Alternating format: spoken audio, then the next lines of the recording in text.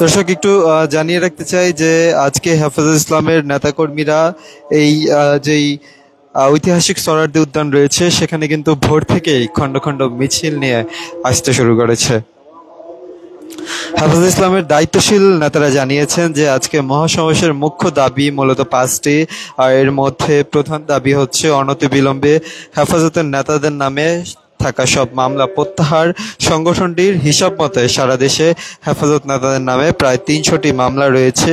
এছাড়া ২০১৩ সালের ৫ মে শাপলা চত্বরে হত্যাকাণ্ড, ২০২১ সালে মার্চে ভারতের প্রধানমন্ত্রী ঢাকা সফর ঘিরে হত্যাকাণ্ড, ২০২৪ সালের জুলাই আগস্ট হত্যাকাণ্ডের বিচার, এরপর যথাক্রমে নারী বিষয়ক সংস্কার কমিশন বাতিল, সংবিধানের প্রস্তাবনায় আল্লাহর উপর পূর্ণ আস্থা ও বিশ্বাস পুনর্বহাল করা, ফিলিস্তিন ও ভারতে মুসলিম গণহত্যা ও নিপীড়ন বন্ধের দাবিগুলো থাকবে।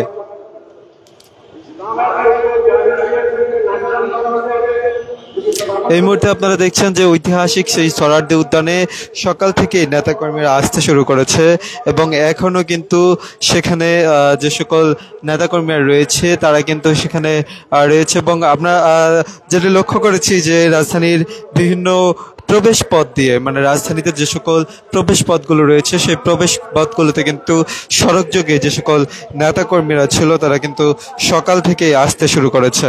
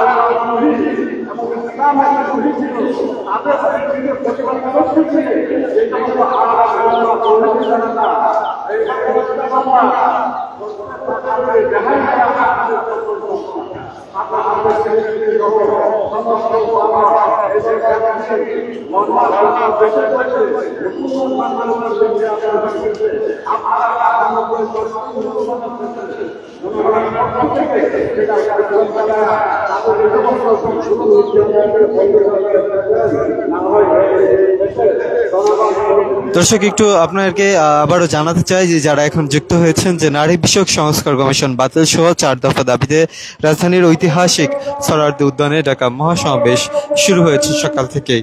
শনিবার ৩ মে অর্থাৎ আজ হেফাজত ইসলাম বাংলাদেশের আয়োজিত মহাসমাবেশে মানুষের ঢল নেমেছে। ইতিমধ্যেই হেফাজত ইসলামের শীর্ষ পর্যায়ের নেতারা মহাসমাবেশ স্থলে পৌঁছে বিভিন্ন বক্তব্য দিয়েছেন এবং বক্তব্য দিচ্ছেন। হেফাজত ইসলামের আমির আল্লামা শাহ মহিবুল্লাহ বাবুনগরী সভাপতিত্বে হেফাজত ইসলামের শীর্ষ নেতারা সহ দেশ বরেণ্য ওলামা একরাম মহাসমাবেশে বক্তব্য রাখবেন। এদিকে সমাবেশ ঘিরে সোহরাওয়ার্দী উদ্যানের চারপাশের রাস্তার সব কয়েকটি প্রবেশ পথে নেতাকর্মীদের চাপ। সোহরাওয়ার্দী উদ্যানে শুরু হওয়া এই সমাবেশ চলবে দুপুর ১টা পর্যন্ত। দলটির পক্ষ থেকে দলমত নির্বিশেষে সাধারণ মানুষ ও সব পেশাজীবীদের অংশ নেওয়ার আহ্বানও জানানো হয়েছিল। সকাল থেকে ঐতিহাসিক সোহরাওয়ার্দী উদ্যানের মহাসমাবেশকে ঘিরে মিছিল আসতে শুরু করে শাহবাগ, মতিঝিল, নীলক্ষেত, যাত্রাবাড়ি, কলাবাগান, ফার্মগেট, মোহাম্মদপুর থেকে দোল চত্বর, টিএসসি, শাহবাগ, রমনা সংলগ্ন গেট দিয়ে নেতাকর্মীদের মিছিল নিয়ে প্রবেশ করতে দেখা গিয়েছে।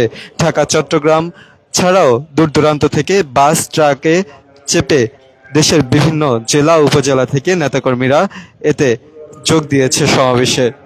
হেফাজত ইসলামের ৪ দফা দাবির মধ্যে রয়েছে নারী বিষয়ক সংস্কার কমিশন ও এর প্রতিবেদন বাতিল করা, সংবিধানে বহুত্বের পরিবর্তে আল্লাহর উপর পূর্ণ আস্থা ও বিশ্বাস পুনর্বহাল করা, হেফাজতের নেতাকর্মীদের বিরুদ্ধে দায়ের করা মামলা প্রত্যাহার ও শাপলা চত্বরের কথিত হত্যাকাণ্ড সহ সব গণহত্যার বিচার করতে হবে। ফিলিস্তিন ও ভারতের মুসলিম গণহত্যা ও নিপীড়ন বন্ধে সরকারকে ভূমিকা রাখতে হবে। ৪ দফা দাবিতে আজকে ঐতিহাসিক সোহরাওয়ার্দী উদ্যানে তারা এই মহাসমাবেশের ডাক দিয়েছে।